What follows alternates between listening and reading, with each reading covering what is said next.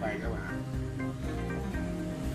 Đây là cái cây khoan là bê tông PW10.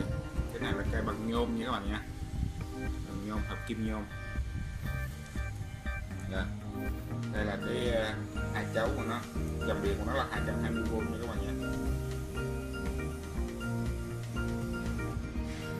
Rồi, đây là tem của Hàn Quốc các bạn, những cái cảnh báo sử dụng.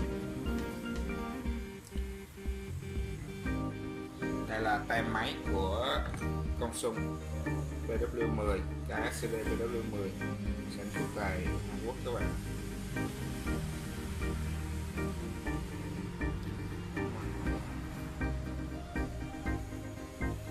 Đó, tôi vừa mới cho các bạn tham quan cái máy khoan hút lại bê tông Hàn Quốc KSCD PW10. Các bạn nếu thích kênh tôi, các bạn có thể nhấn subscribe để hỗ trợ tôi làm một số hàng mới. Xin chân thành cảm ơn các bạn.